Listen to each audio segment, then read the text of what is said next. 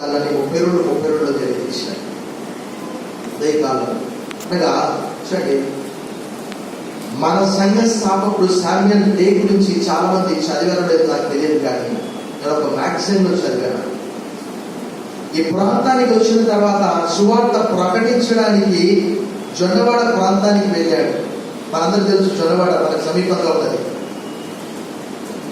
సువార్త ప్రకటించే సమయంలో మరి ఎంతమందికి ఈ వార్త తెలుసు?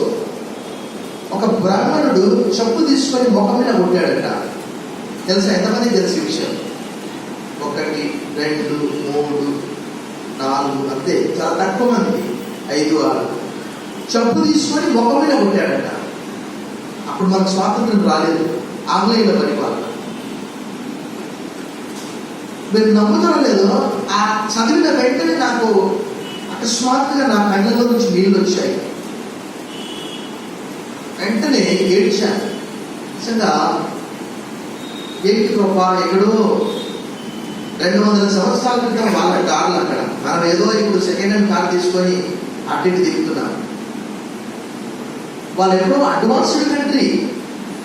ఇక్కడికి వచ్చి చెప్పు తీసుకొని కొట్టించుకున్నాడు ఆయన. అయితే తర్వాత నెల్లూరు జిల్లా కలెక్టర్, అప్పటికి ఆంగ్లేయ పరిపాలన, నెల్లూరు జిల్లా కలెక్టర్ ఆ సంగతి తెలుసుకొని ఆ బ్రాహ్మణుడికి 500 రూపాయల జరిమానా విధించాడు.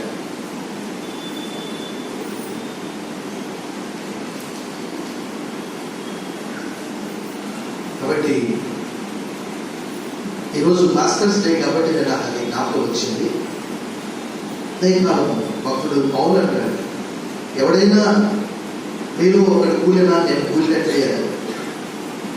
మరొక చోట అంటాడు, శరీరంలో ఒక అవయవం శ్రమ పడితే శరీరం అంతటికి శ్రమ. శరీరంలో ఒక అవయవానికి ఘనత వస్తే శరీరం అంతటికి ఘనత అంటాడు. కొరింథీయులకు రాసిన మొదటి పత్రిక 12:26 ఆ విషయం తెలియజేస్తాడు. ఉదయకాలం అనేక మంది కాపురం ఇక్కడ నుంచి ఉపదేశించారు. ఆరోగ్య మూర్తి గారు కావచ్చు, లేక భక్త సింగ్ గారు వచ్చారో నాకు తెలియదు, కానీ సాధు సుందర్ సింగ్ గారు కూడా ఇక్కడ నుంచి ఉపదేశించారని విన్నాను. సో అది మరి ఈ దినము మాస్టర్స్ డే కాబట్టి మనం లేఖన భాగం చదువుకున్నాం. రోమా పత్రిక 8వ అధ్యాయం 1-8 వచనాలు. ఈ రోమా పత్రిక ఒక అద్భుతమైనటువంటి పత్రిక. ఎందుకంటే అపొస్తలుడైన పౌలు చాలా జ్ఞానంతో రాశాడు.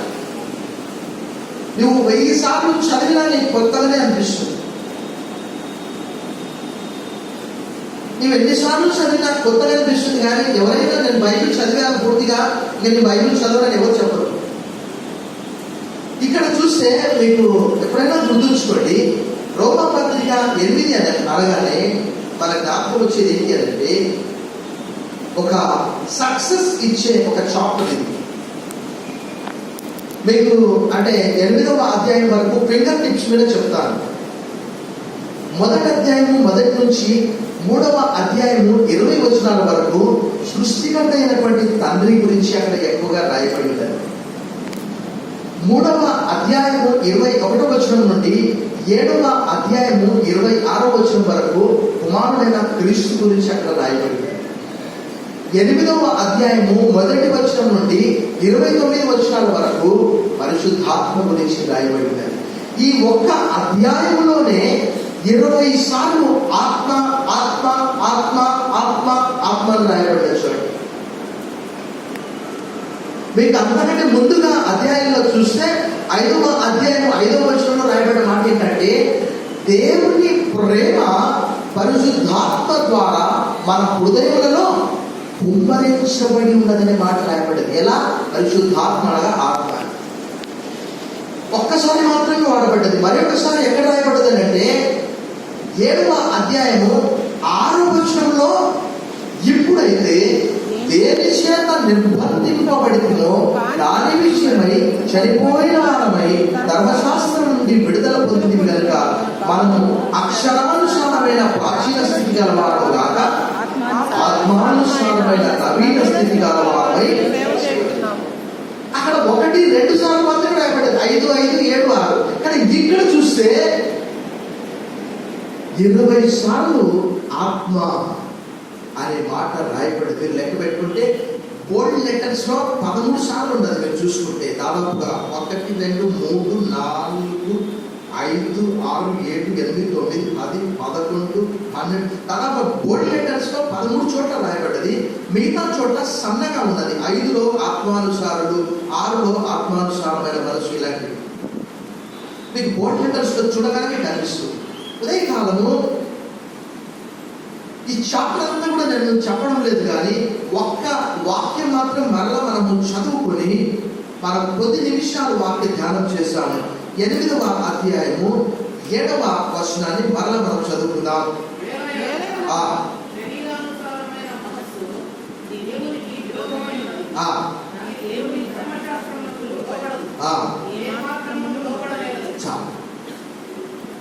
శరీరం మనం చూస్తే చూడండి, మానవులందరూ కూడా దేవుని పోలికలో సృజించబడ్డారు అని గత వారంలో కూడా నేను మీకు తెలియజేశాను. ఆదికాండం 1వ అధ్యాయము 26, 27, ఆదికాండము 5వ అధ్యాయము 2, 3 వచనాలు, ఆదికాండము 9వ అధ్యాయంలో కూడా రాయబడి ఉన్నది. దేవుని పోలికగా ఉన్నటువంటి మానవులు, దేవుని స్వరూపంలో ఉన్నటువంటి మానవులు పాపంలో పడిపోవడానికి గల కారణము ఏమిటి అంటే, అనుదినము కూడా అక్కడ ఆదికాండం 3వ అధ్యాయం 8, 9, 10 వచనాల్లో చూస్తే దేవుడు చల్లపూట ఆదాముతో సహవాసం చేస్తూ ఉన్నాడు. పరిశుద్ధుడైనటువంటి దేవుడు పరలోకంలో దేవదూతలు నిత్యము స్తుతిస్తూ ఉన్నప్పటికీ అక్కడ సంతోషపడక, అక్కడ ఆనందపడక, దేవునికి మానవులతో సహవాసం చేయాలనే కోరిక కలిగి మానవుని తన పోలికలో సృజించాడు. అలాంటి మానవుడు మనందరికీ తెలుసు ఎలా పడిపోయాడో.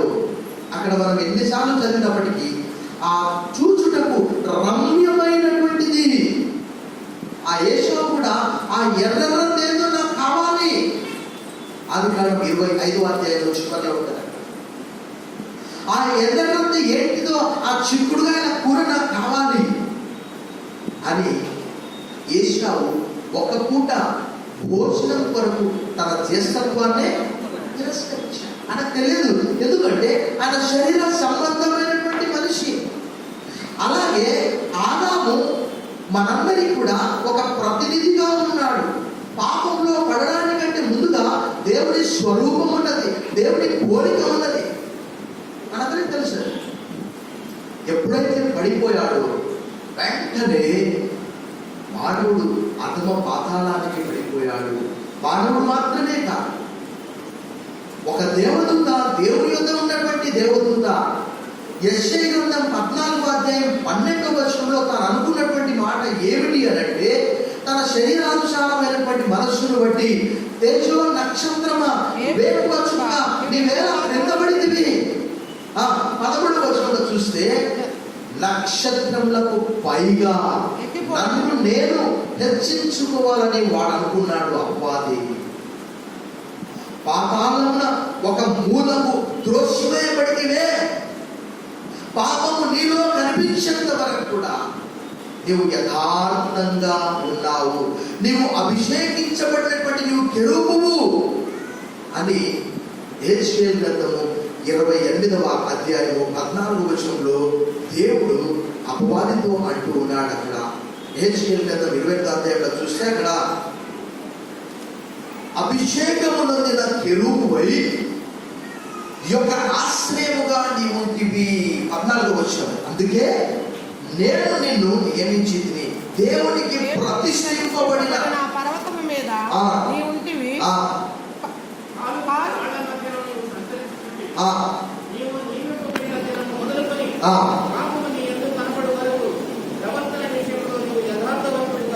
చాలు.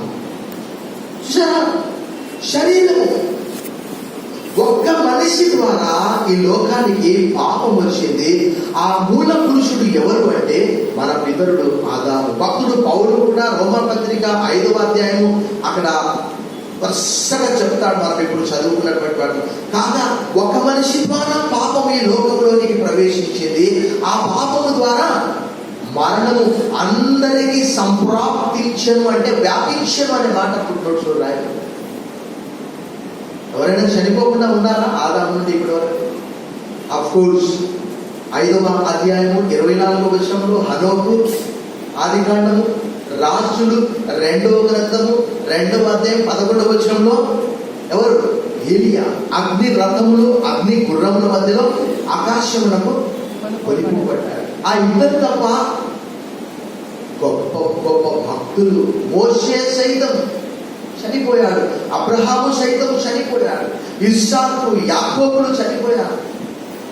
ఎందుకు అంటే చూడండి, ఒక మనిషి ద్వారా ఆ పాపం వచ్చింది. చివరికి దావీదు వరకు వచ్చే వరకు దావీదు అన్నాడు, దేవా నేను పాపంలో పుట్టినవాడను, పాపంలోనే నా తల్లి నన్ను గర్భమున ధరించిన. అనగా దాని అర్థం ఏంటంటే చాలా మంది అపార్థం చేసుకుంటారు, ఇది పాపలోకం ప్రభువా, ఈ పాపలోకంలో నేను పుట్టాను అని అర్థం. కానీ మనం చూస్తే గర్భఫలము దేవుడు ఇచ్చే ఒక గొప్ప బహుమానం అని రాయడు.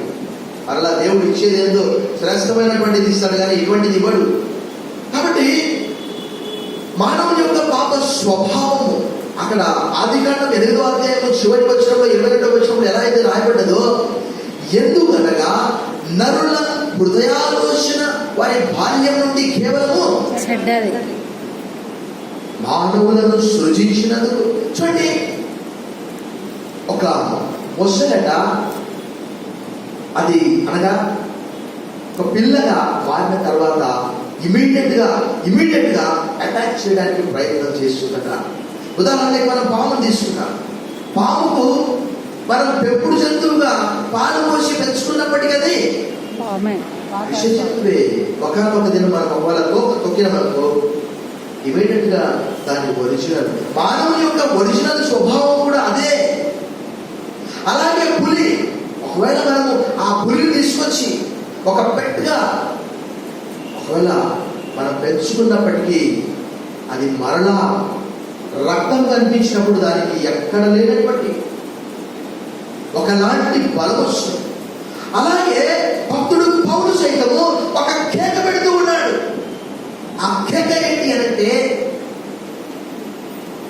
7వ అధ్యాయము 18వ వచనము, రోమపత్రిక 7వ అధ్యాయము 24వ వచనంలో, నా యందు ఏది కూడా మంచి నివాసము చేయడం లేదు, నేను చేయవలసిన మేలు చేయక చేయకూడని కీడు చేస్తూ ఉన్నాను. No good thing dwells in my body, నా శరీరంలో ఏది కూడా మంచి నివసించుట లేదు అని అంటాడు.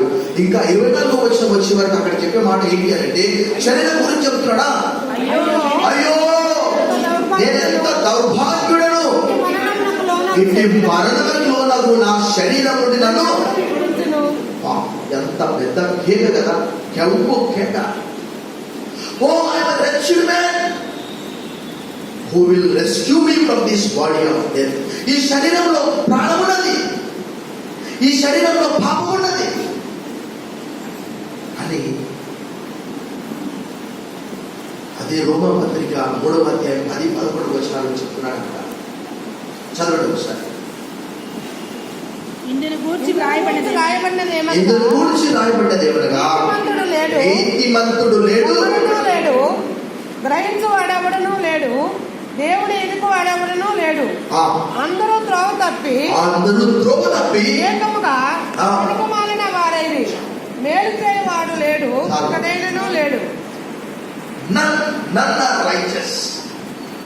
ఒక్కరైనా మానవ జాతిని ఉద్దేశించి భక్తుడు పౌలు రాస్తూ ఉన్నాడు.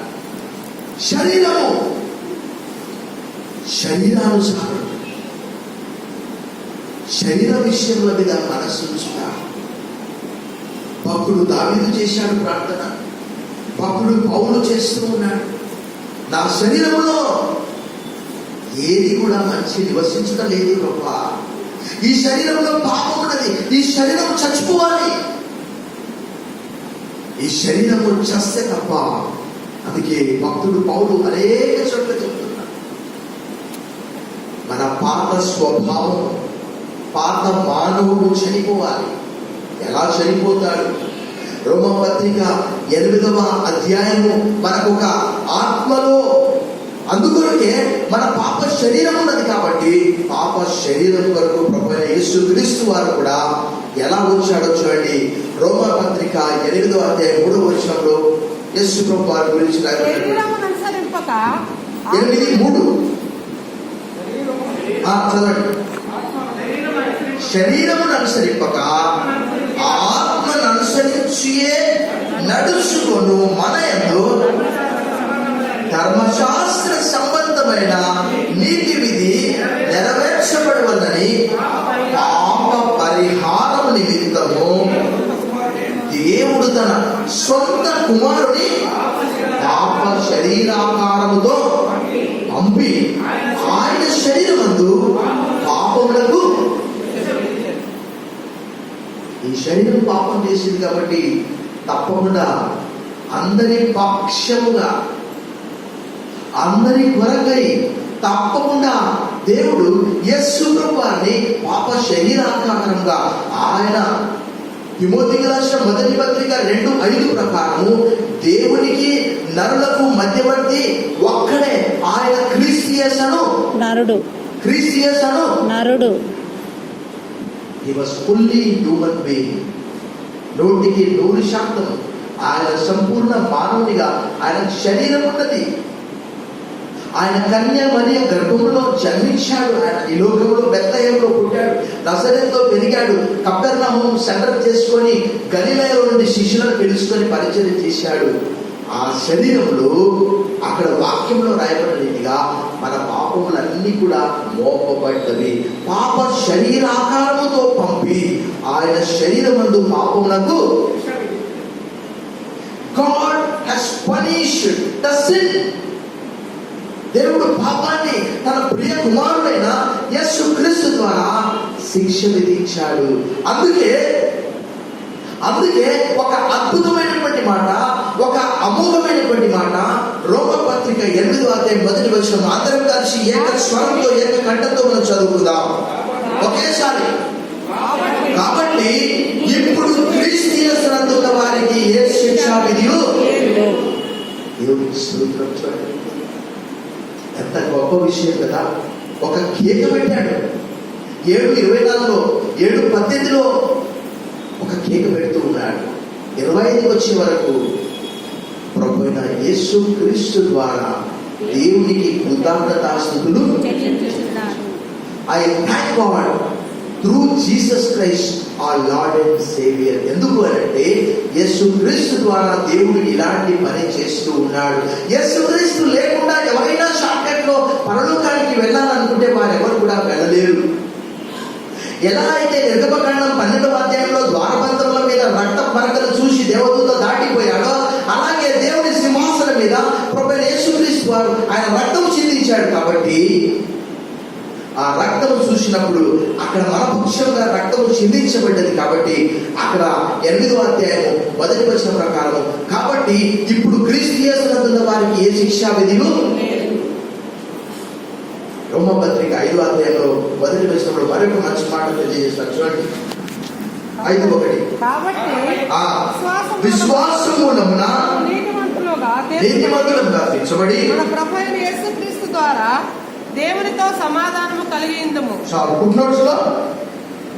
కలిగి ఉన్నాము అని రాయబడినది. ఉదయకాలము ప్రభువునందు ప్రేమైనటువంటి వారు, ఈ రోమా పత్రికను భక్తుడు 14వ శతాబ్దం చివరిలో 15వ శతాబ్దం ఆరంభంలో బ్రతికినటువంటి మార్టిన్ లూథరు వివాహం చేసుకున్నాడట ఈ పత్రికను.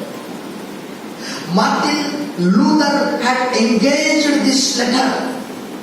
ఎందుకు అనంటే నీతిమంతుడు విశ్వాస మూలముగా బ్రతుకును అనే మాట హబక్కూకు 2:4లో ఆ మాట తను జ్ఞాపకం చేసుకున్నాడు. తర్వాత ఈ రోమా పత్రిక 1:17లో గలతీ పత్రిక 3:11లో కూడా అదే మాట రాయబడింది. నీతిమంతుడు విశ్వాస మూలముగా జీవించును. righteous shall live by faith. ఈ ఉదయకాలం ఈ శరీరం 8వ అధ్యాయం 7వ వచనం రాయబడిన రీతిగా శరీరానుసారమైన మనస్సు దేవునికి విరోధము. The carnal mind is against to our God. మన శరీరం మన ఆత్మ రెండు కూడా ఎప్పుడు కూడా విరోధంగా ఒకదానికొకటి యుద్ధము జరుగుతూ ఉన్నది. శరీరం అంటది. చాలా మంది నాతో చెప్పినటువంటి మాట ఏం చెప్పారంటే, అయ్యా నువ్వు మద్యపానం తీసుకోకుండా నీ మనస్సును ఎందుకు పాడు చేసుకుంటున్నావు? ఏం చేయాలట? మద్యపానం తీసుకొని నా మనస్సును తృప్తిపరచాలట. భక్త పౌలు చెప్తాడు ఎఫెసీ పత్రిక 5వ అధ్యాయము 18వ వచనంలో, మద్యముతో మత్తులై ఉండకుడి, అందులో దుర్వ్యాపారము కలదు, దానికి బదులుగా ఆత్మపూర్ణులై ఉండండి. చిన్న స్పిరిట్, పెద్ద స్పిరిట్. చిన్న స్పిరిట్ అంటే మద్యము, పెద్ద స్పిరిట్ అంటే ఆత్మ. మీకు పెద్ద స్పిరిట్ ఉన్న చోటల్లా మీరు చూడగానే బోల్డ్ లెటర్స్ ఉంటాయి. తెలుగు బైబిల్లో ఉన్నాయా? మీ బైబిల్లో బోల్డ్ లెటర్స్ ఉంటాయి. అదే కాలం శరీరానుసారమైనటువంటి మనస్సు దేవునికి విరోధమై ఉన్నది. అది దేవుని ధర్మశాస్త్రములకు లోబడదు. మన మంచి పనులే కావచ్చు, మన అపవిత్రమైనటువంటి కార్యాలే కావచ్చు, అవి శరీర సంబంధమైనటువంటి. భక్తుడు పౌలు శరీరానికి ఆత్మకు రెండు వ్యతిరేకంగా ప్రయాణం చేసే లేఖనాలను గలతీ పత్రిక 5వ అధ్యాయము 19 నుంచి 21 వచనాలు అక్కడ చెప్తూ ఉన్నాడు. గలతీ పత్రిక 5వ అధ్యాయము, శరీర కార్యములు స్పష్టమై ఉన్నవి. జాగ్రత్తము, అపవిత్రత, కాముకత్వము, విగ్రహారాధన, అభిచారము, ద్వేషములు, కలహము, మత్సరములు, క్రోధములు, కక్షలు, భేదములు, విమతములు, అసూయలు, మత్తతలు, అల్లరితో కూడిన ఆటపాటలు మొదలైనవట. ఇవి ఆరంభమేనట, ఇంకా చాలా ఉన్నాయట. హృదయకాలం, ఈ శరీరము, ఈ ఆత్మ రెండు కూడా 17వ వచనంలో భక్తుడు స్పష్టంగా చెప్తూ ఉన్నాడు. శరీరము ఆత్మకును, ఆత్మ శరీరమునకును విరోధముగా అపేక్షించును. ఇవి ఒకదానికొకటి వ్యతిరేకంగా ఉన్నవి కనుక మీరేమి నిశ్చయింతురు వాటిని. శరీరం అంటుంది, అయ్యా నువ్వు భార్యను రెస్టారెంట్కి వెళ్ళు, ఎందుకు ఇక్కడ ఉండడం? ఆత్మ అంటూ ఉన్నాడు, అయ్యా నువ్వు ప్రార్థనకు వెళ్ళు, ప్రార్థన సహవాసం చేయి, దేవుని వాక్యము చదువు, మందిరానికి వెళ్ళు, పెద్దల మాట విను, పెద్దలకు లోబడు. ఈ శరీరము, ఈ ఆత్మ రెండు కూడా ఎప్పుడు కూడా వ్యతిరేకంగా ఉంటూ ఉన్నవి. భక్తులు అంటాడు అక్కడ 5వ అధ్యాయం 16వ వచనంలో, నేను చెప్పున్నదేమనగా ఆత్మానుసారంగా నడుచుకొనుడి, అప్పుడు మీరు శరీరేచ్ఛను